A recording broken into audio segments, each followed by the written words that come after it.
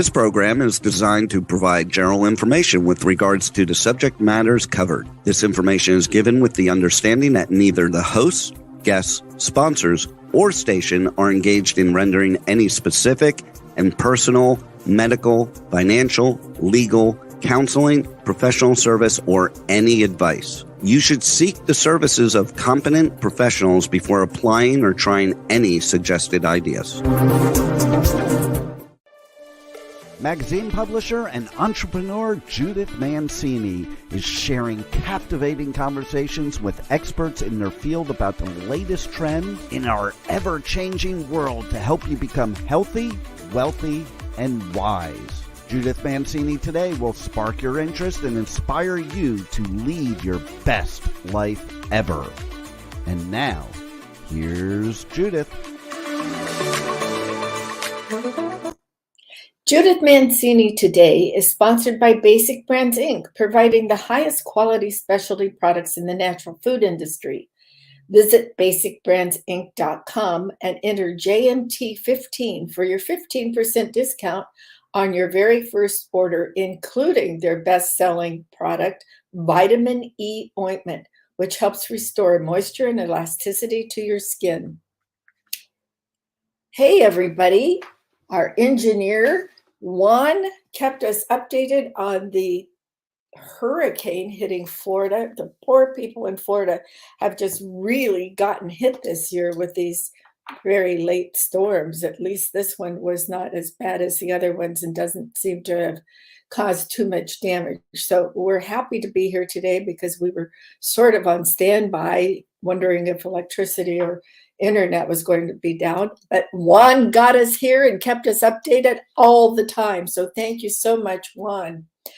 Today we have a wonderful author, and our friend Susan Negretti introduced us both, and I'm so glad she did because this is something that can affect anyone in their lives now. As you know, it's on dementia.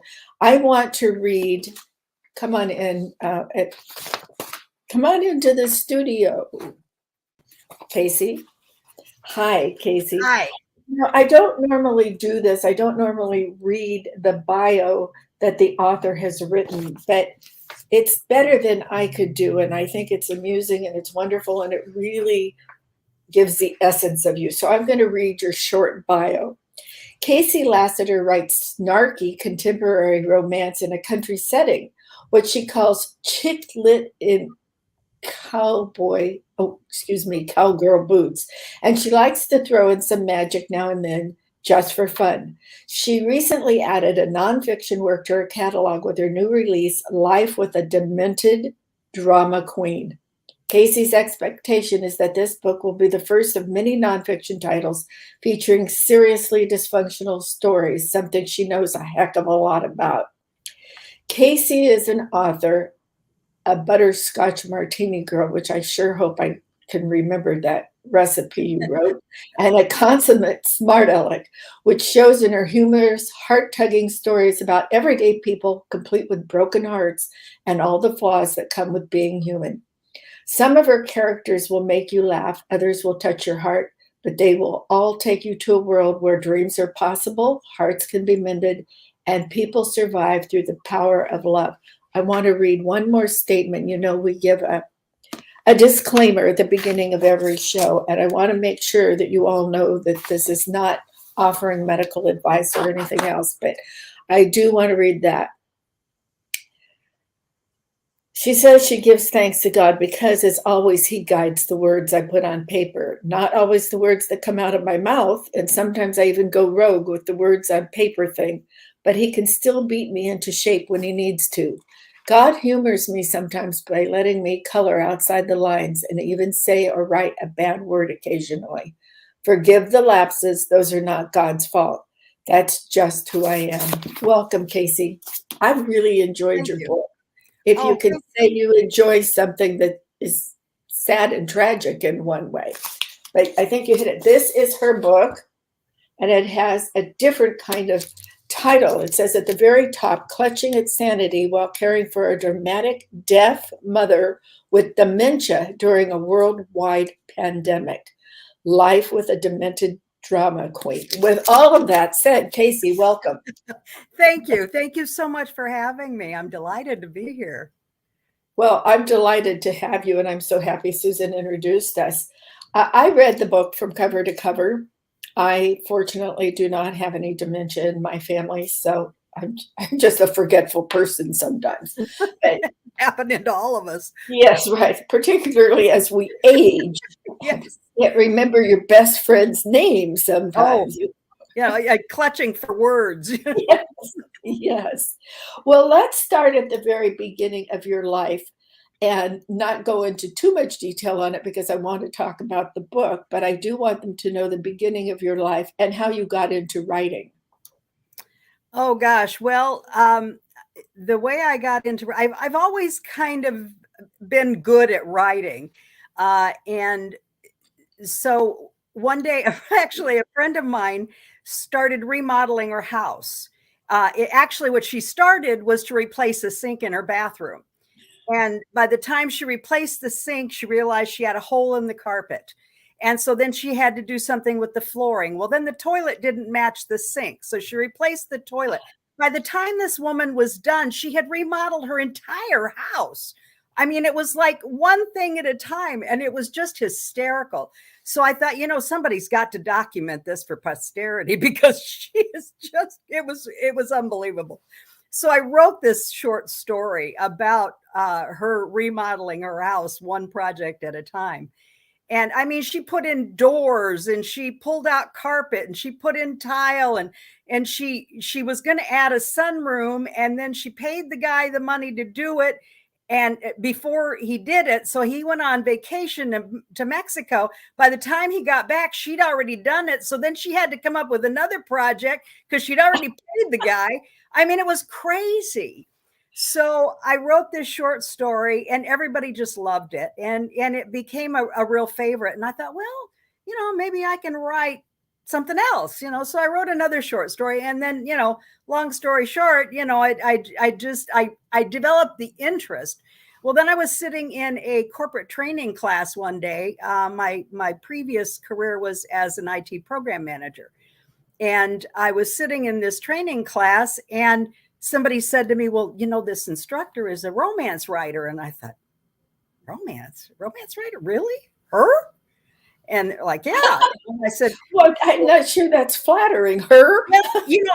I just didn't connect her because she was so corporate training, and I thought, oh, well, gosh, she knows a lot about writing. I wonder if she'd let me pick her brain. So I worked up the courage to send her an email on, I think, a Monday, and said, I've always had an interest in this. Would you mind if I picked your brain? And she said, well, not at all, but do it fast because I'm retiring on Wednesday. And I went, oh, no. So long story short, she became my mentor. And, and I thank God for Amanda Cabot. She has helped me through these last few years, learning the process and what to do and what not to do. And bless her heart, she was so kind because I wrote my first novel. I kind of picked her brain a little bit and then went away and did it. Came back and said, okay, I'm done. And she said, oh, well, let me read it. And I sent it to her and she said, oh, no, this is not a romance. And I said, well, yeah, it is. And she said, no. Romance has to have a happily ever after. This does not end happily. And I went, oh, okay. So then I wrote the other half of the novel. The other half. Yeah. And bless her heart, she was so kind. She would only give me 1 or 2 corrections at a time. So over the course of, probably 8 or 10 years, I wrote and rewrote this book. So, yeah, so that's how I got started. Well, you mean it took you 8 years to publish? To get that first book out? Yeah, it took me a long time I was working full time at the time.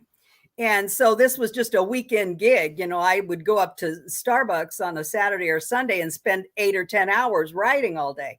And then I wouldn't write for another week or 2 weeks. And so it took a while. And was that the beginning of the Cowgirl series? That was actually my standalone Katie's Rock. And it's probably my best-selling book.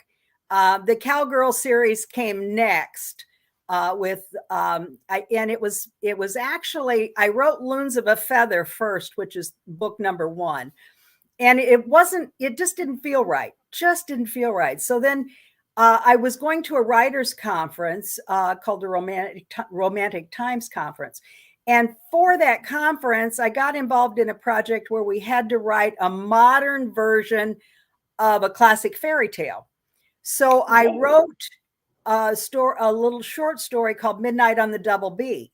And it was kind of a Western version of Cinderella and Beauty and the Beast combined. And that was where I added the fairy godmother that rides a Harley. And everybody loved the character so much that I actually went back and wrote her into Loons of a Feather. And then that was the beginning of that series. And it felt right once I put her in there. And when did you give up your career of IT? I retired from aerospace in about 2015, I think.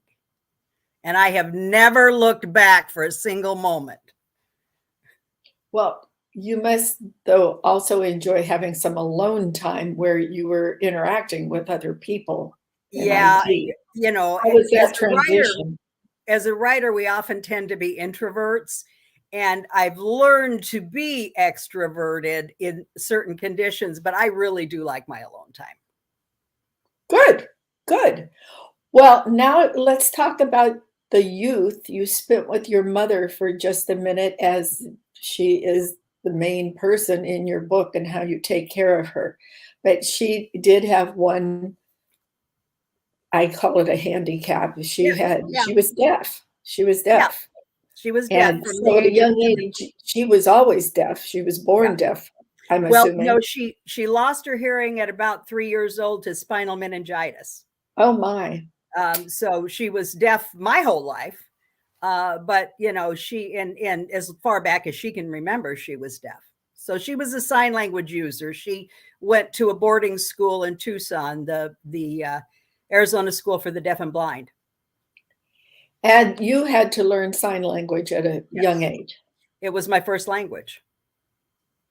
I think that would be difficult to commingle both when you're very young. Children soak that up, so they're like little sponges. Well, I think they do. My grandchildren are both bilingual. They've spoken English is their main language, and they've spoken Spanish since they were little. So I guess their brain capacity is better than us at old age. Yeah, it is. And my father was deaf as well. He was also a sign language user. So sign language was the language in the household. I had to learn to speak English verbally from grandparents, aunts and uncles, and neighbors. Mm-hmm. I understand. So tell us now, we want to talk about dementia. Does dementia necessarily run in families? Do you have a fear of having dementia yourself or your sister? Does, from what I understand, it does tend to run in families, or it can. You know, and I don't know, honestly, if they really know if it's like a genetic thing or if it's a environmental thing, but it does tend to run in families. And as I was taking care of my mother, there were many days that I drove home from her senior living facility crying and just pleading, please don't let me do this to my children. Please don't let me do this. Don't do this to me. It's a devastating disease. It really is. Well, that's what people say. They say it's the hardest thing to go through with a loving family member and all. And I would think with one who is deaf, it would be even more difficult, as you show in your book. My mother was a polio victim, and I learned at a very early age when my brother and I would fly to Indianapolis from Los Angeles. And I learned to take care of somebody who was totally paralyzed and on a respirator at a very young age. And it gives you pause to think about your life and what could have happened. We both, my brother and I, had the polio virus, so we're extremely fortunate. But wow, it's very difficult. And I think we all fear a time when we need to take care of our parents, or we fear a time when we need to be taken care of by our children. I think I And fear that everybody, more. yes, Yeah. absolutely. I survived the other. I don't, of course, I'm so independent. I've been alone most of my life. And so asking for help is a difficult thing for me. Yeah, So for me that would also. be a very Yes, devastating thing for me to have to yes. live. Yes. Well, let's go through your book. One of the things I liked about your book, and let me just put my specs on here for a minute. I like the way you divided up your chapters. Can you go through and tell us how? Because I have a lot of people who listen in that want to write books and all, and yours is unique as you divided each chapter up into 4 sections. Can you talk Yeah. about that? Well, in going through it, I felt like I had to tell the story. And but I wanted to be able to show the story as opposed to just telling what happened. And so I thought, well, this is a very tough thing because I'm going to show the story, and then I kind of want to let you know, what did I feel about it? This is what happened, but how did I respond? Maybe what did I feel like I did right, or what did I just totally screw up? And so I kind of wanted to do that. And then there were things that I learned to do along the way that I thought, well, this, how do I get that in there? These little tips, survival tips, And so I decided, I had written all these collections of stories, and most of those stories were written on the day it happened. It was at the end of the day, I sat down and I said, oh my Lord, what did I go through today? And I wrote it down, and it was just my way of maintaining sanity. And so then when I started to put it together, I thought, well, gosh, I've got half a novel here. So I might as well write a book, turn it into a book. It just started out to be stories to keep me sane. Well, Like sort of journaling. like, yeah, I was going to say like journaling or Yeah, keeping a exactly. diary, something like Exactly. that. Right. Yes. And so then I started throwing in survival tips. And then as I started putting these things in, they didn't really seem to fit. So I thought, you know what, I can take each chapter and I can show the story, what happened. And then this is what I did. This is what my mother did. This is how we kind of resolved the situation. And then here's some survival tips. And that's kind of the way I broke down each chapter. So let's step back and go through one of these episodes, I will call it, with your mother. Okay. First, she went into an assisted living home. And we hear horrible stories about some assisted living homes, and then we hear wonderful stories about others. And I really would like to hear more about the wonderful experiences. The place she went into was wonderful. They were absolutely fabulous with her. She was in independent living, but it was in an area where they got a little more assistance. And, they really went out of their way to try and help. They got her a doorbell with a flashing light, and they did a lot of extra things. But what you find is that facilities, they're large institutions. They've got to have processes.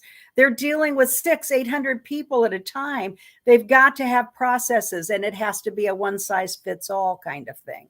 So when the pandemic hit, it was just impossible to keep her there. She didn't understand the need for social distancing with the dementia. She wanted to go out. She's a social butterfly. And so she didn't understand that. And then because she's deaf, just trying to get her lunch.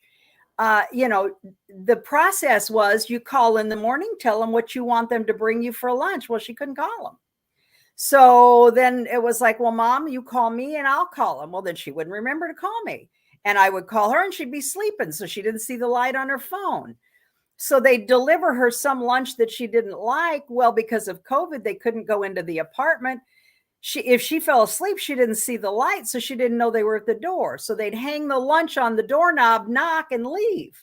Well, she'd find the lunch 3 hours later and she'd just eat it. I said, no, this is going to kill you. You can't do that in this Arizona heat. So Oh, yes. it was a wonderful facility, but facilities have limitations. Sure. And it's specialized care for somebody that has something like deafness. Right. And, or blind. I would think it would be difficult to be blind also and need help like that. Yes. And we tried to find out if there were any facilities that had other deaf people in it. And what we kept running into was the HIPAA wall. Oh, we can't tell you that. HIPAA. And I was just tearing my hair out. What do you mean HIPAA? I don't want names. I don't need apartment numbers. Do you have 5 deaf people here? Do you have one other deaf person? One person she can talk to? Well, I think all of our health programs need to be relooked at and reworked. I think HIPAA also has to be redone, particularly, in the mental health department. If your child or somebody else dear to you is diagnosed with it, it's a big hindrance. Well, let's go through. So you decided to take her out of that, and you just thought that this is too difficult to get her into a place that will help her because of understanding and the hearing difficulty. So you decided to bring her home with you. Right. I looked around and I said, well, I've got 2 extra bedrooms. I've got the room. I've got my shower. She can shower. I can get her into my shower and I'll bring her home. And little did I know that was way optimistic.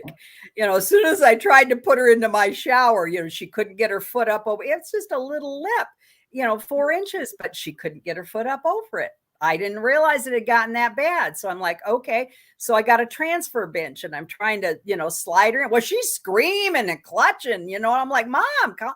And, you're trying to handle her. She's screaming and you can't talk to her. You're above her. You can't talk to her. She can't hear you. So now you're trying to reach in front of her and sign in her face and she's slapping your hands away because she's terrified.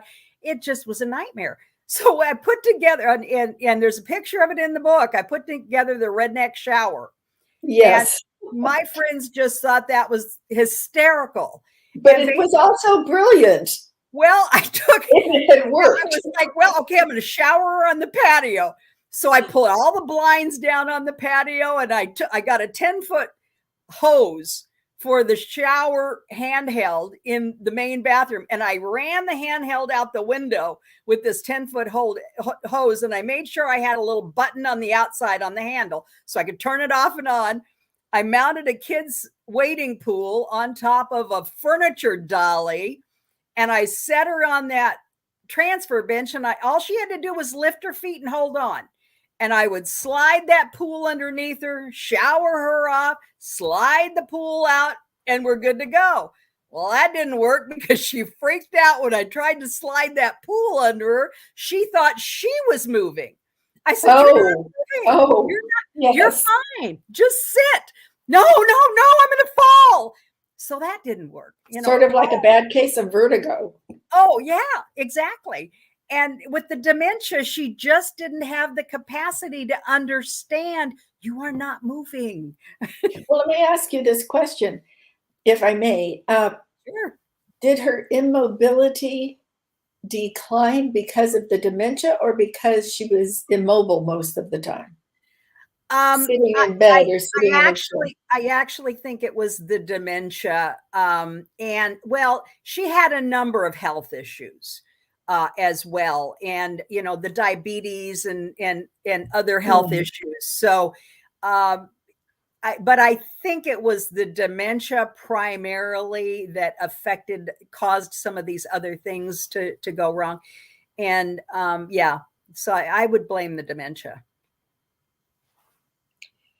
Well, the redneck shower didn't work so well, but it was certainly innovative and creative. I got a kick out of that. I thought it was a great solution, which unfortunately didn't work. Yeah. You had a lot of them. Meals were difficult for you with her as this dementia progressed. Can you talk about some of that? She wanted to cook. but she didn't have the capacity to cook. Her food handling skills were not there. My dishes were too heavy. She couldn't lift them. She didn't have mobility. So she just wasn't able to do it. And we fought and fought and fought initially over it. And I finally said, out of the kitchen. You're out of the kitchen. I'm cooking. Well, she adjusted to that a little bit better than when she was in the kitchen and just couldn't do things. So then everything that I cooked, because she wanted to do the cooking, everything I cooked wasn't good enough. And I'm not the world's best cook. I am not known for my culinary skills, but I tried, and my food's edible. It's just not, you wouldn't serve it in a 5-star restaurant. And so and I would serve her these foods, and, my mother, her whole life loved fish. When she was living in her house and I was doing her grocery shopping for her, she was going through 10 pounds of fish a month. And she just loved fish. Well, she got here. She didn't like fish. I'm like, what do you mean you don't like fish? She's like, it stinks. I'm like, oh my. Well, it's fish. Fish stinks. It always has. So her tastes changed. What she thought she liked changed.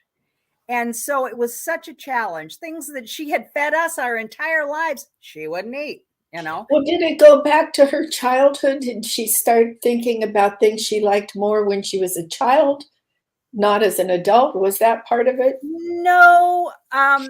She did revert to her childhood in many things. And she thought most days that I was her mother.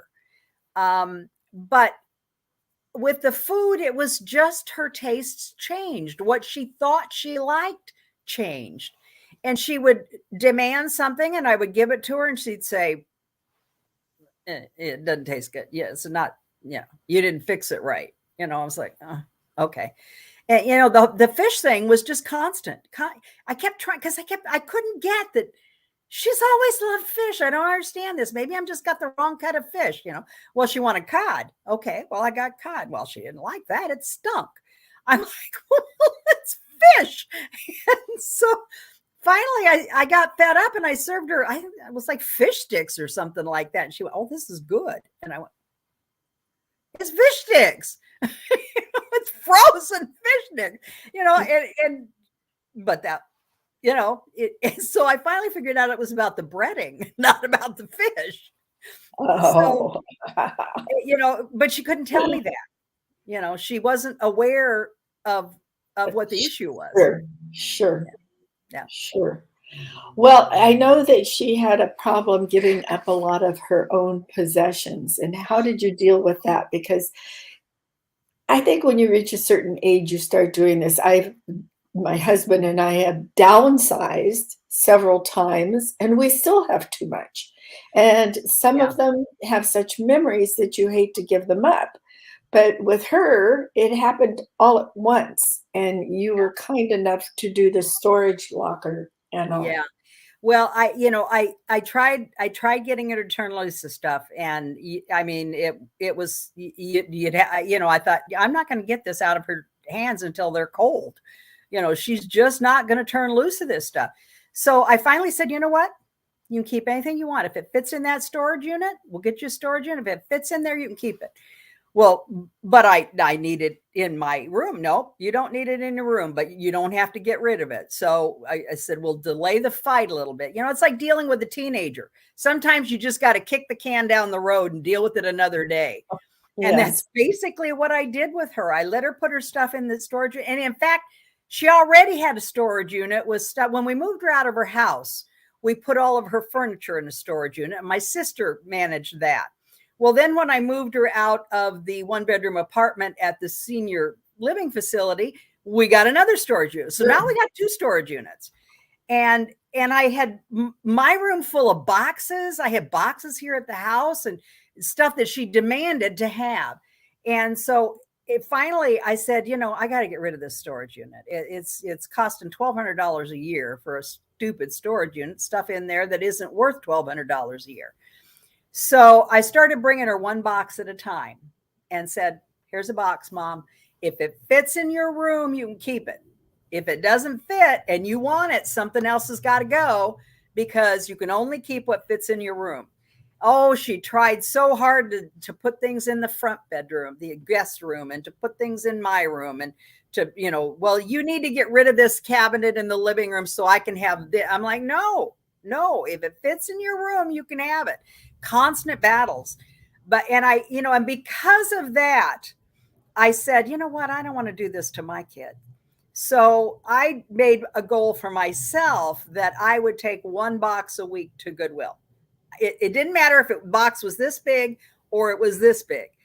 One box a week had to go to Goodwill. And for 2 years, I did that. And I surpassed my goal.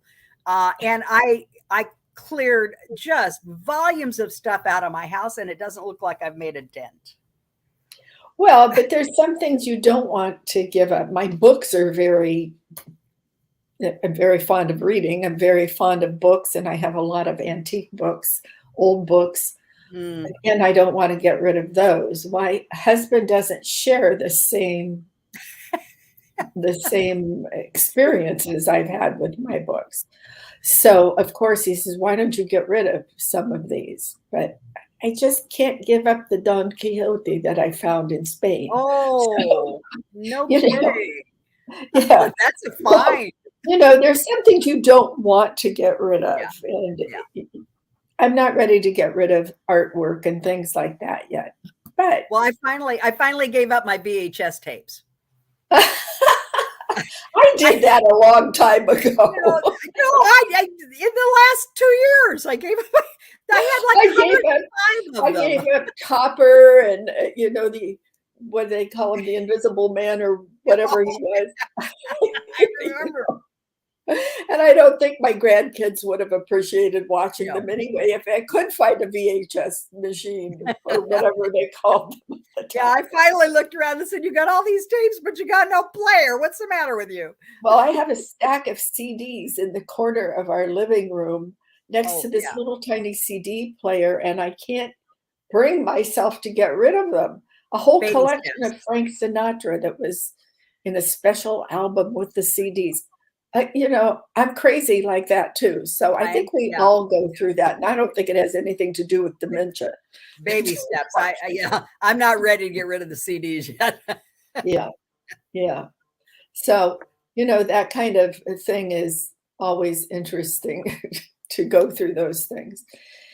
And I think it's difficult to have these discussions with your children, what you want to keep, what you want to do, your budget and all of that. And I don't think you even had a time to discuss budgeting with your mother when this hit you. So no, I know for people out there that have parents that are going through this, I'm assuming they can collect their Social Security payments and their Medicare and use some of those benefits to help take care of them and nurture them. Well, it's very difficult. And in her case, she made a little too much money to qualify to be low income.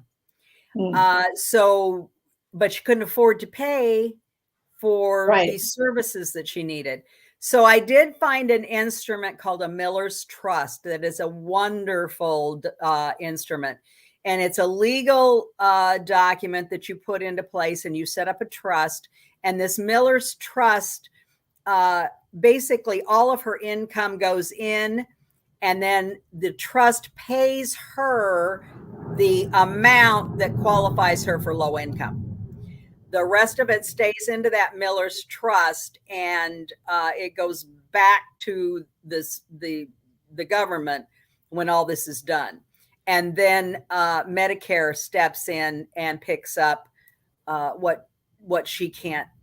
They pay for her medical and all that. So the Miller's Trust was a lifesaver because she was like $300 over, I think. And so how does one find this Miller's Trust? Under the government pages? Or what? We worked through an attorney.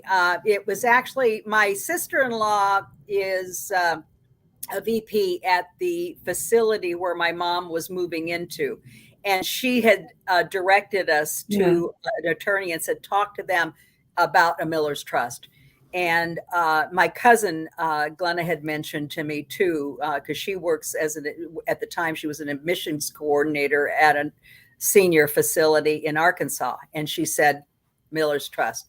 So for those that's people valuable out there, information. Yeah, that's very valuable information for some. Yeah, it yes. really saved our lives because we were able to hire a caregiver to come in, a couple times a day and take care of her, make sure she got her meds and things like that. So it probably extended her time living independently by almost 2 years, I would say. That's amazing. That's wonderful. Yeah. Well, it is undoubtedly very difficult to take on these positions of caretaker and continue to have a life.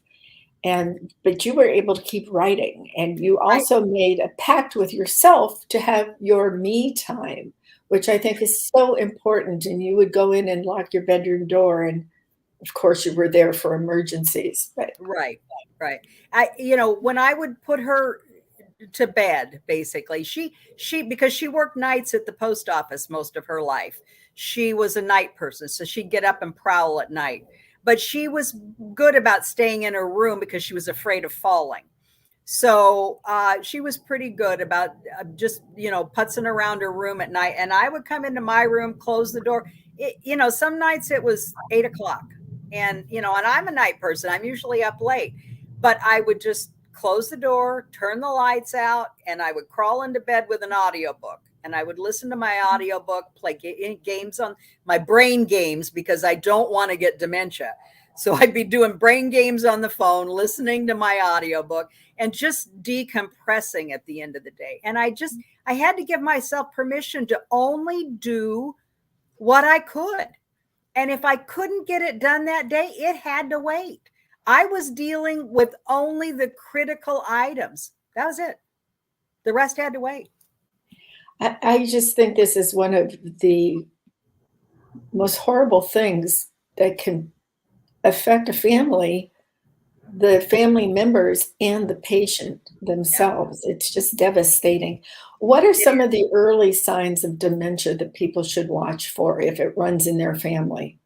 Well, the forgetfulness, but it's a little different kind of forgetfulness. It's not just forgetting where you put your car keys. It's more about, forgetting who the person is. Mom would get confused and think I was her mother, or, or she would start to confuse people that looked similar. My friend went over there one day to take care of her, and she thought it was her sister, my Aunt Betty. Well, they both have similar haircuts.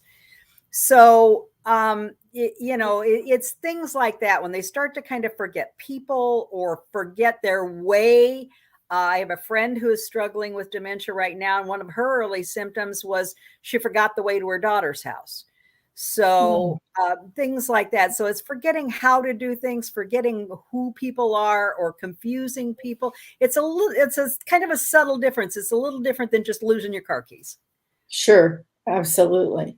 But I also find that some people who are under a great deal of stress can forget people's names and forget. Absolutely. Whether they're going to the gas station or the grocery store, something like that. Right. So we don't want you to start thinking that your relatives have dementia just because they forget their car keys. No, and you really full of salad makings.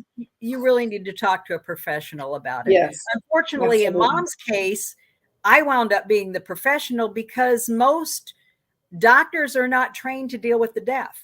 They can't, I took her, this was so funny. I took her to a doctor one time because she was having hallucinations, and people would stop by and talk to her, and she would talk to them, and they wouldn't talk. They would sit there, and she would talk to them and just tell them things and unburden herself or tell them funny stories or whatever. And she'd say, so-and-so came by today, or, your dad came by. And I'm like, your ex-husband came by? She's like, yeah, he was here for about 3 hours. And I'm like, okay. So I took her to the doctor and I said, well, she's hallucinating.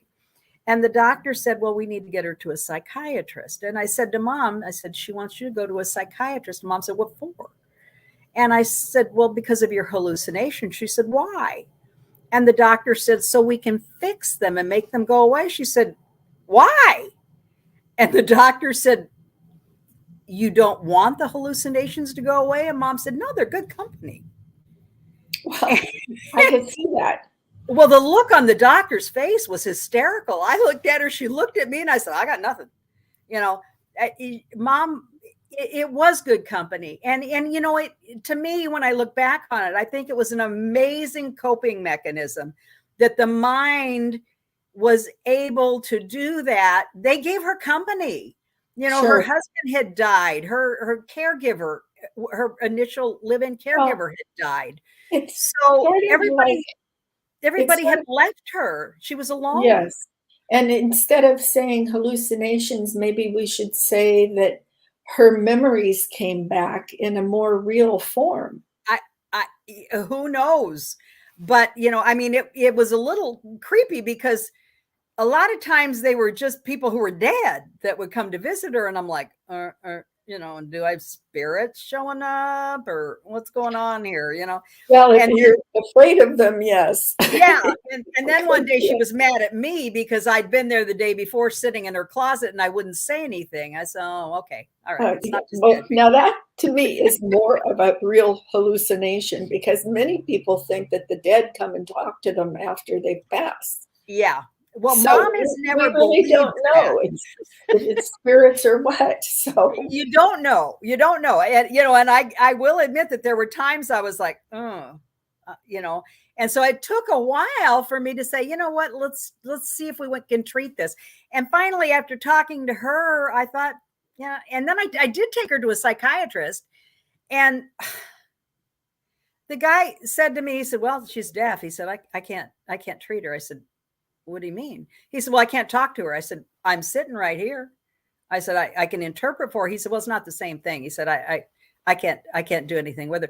And he gave me drugs for her. And I said, okay, we're out of here. We're not coming back. Yeah, exactly. And you don't want them in a totally drugged up state where they can't do anything. No. Well, we did luck out in that those drugs did help her move for a while. Yeah. Yes. But wandering away is another one. I had a friend whose husband was actually in his 90s. He lived a long, good life before he ever came into the dementia part of it. But towards the end, he started wandering away from their home, and she would just be in the kitchen fixing lunch or something. We wouldn't realize he had gone. Yeah. So that is frightening too. I have a neighbor who dealt with that. Her husband had Parkinson's, and before he passed, about the last year and a half, she would get calls from the neighbor and saying he's down here.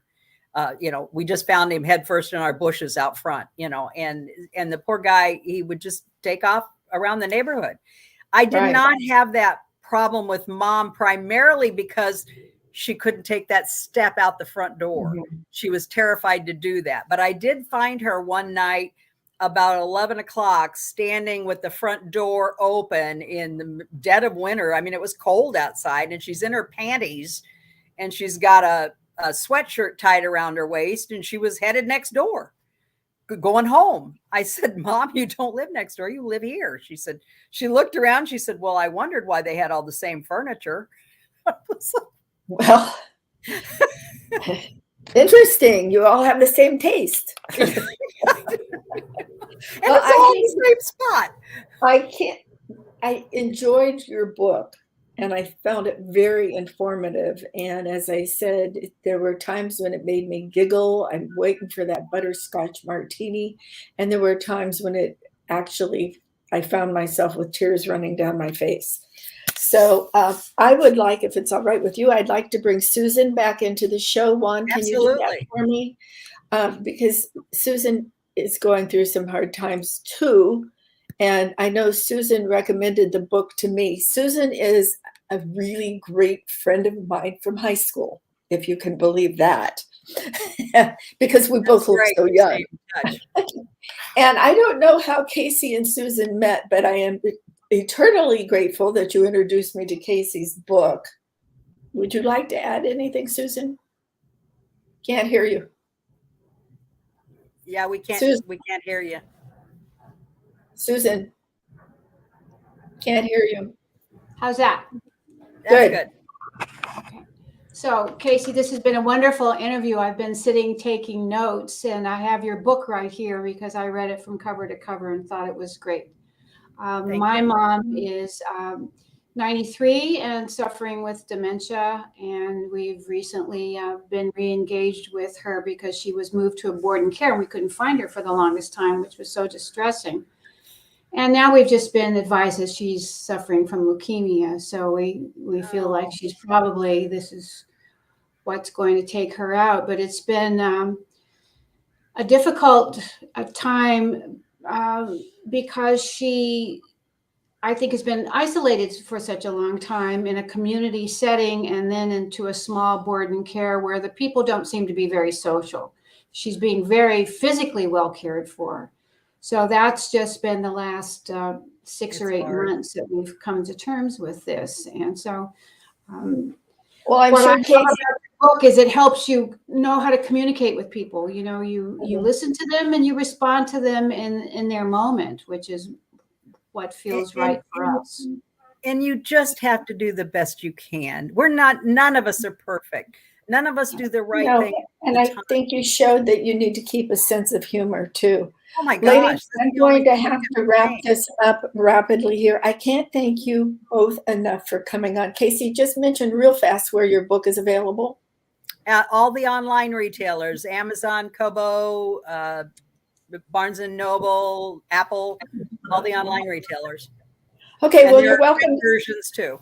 I think you should go get it. Everybody who thinks that maybe in your family or a friend or anything else, and there it is right there with a great cover. And that is my mother on the cover, by the way. Oh, yes. It is my mother in a tutu. And many thanks to Patty Dykes for being our interim friend. We've known her for many years, both of us. So, Patty, we love you.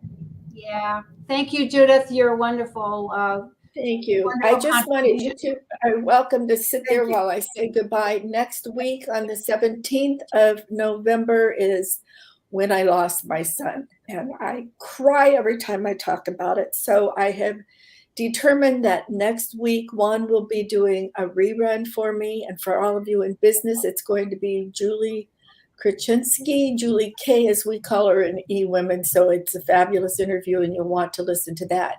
And then the following week is Thanksgiving, and I'm thankful for so many things. I hope you are too.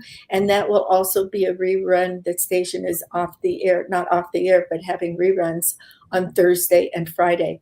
And with that, I will let you know what the following show will be in December. I can't believe the year is almost over. So thank you all for tuning in. It was a wonderful interview with you, Kayce. Thank you for coming on. And Susan, thank you again for introducing us and for being my friend. Bye.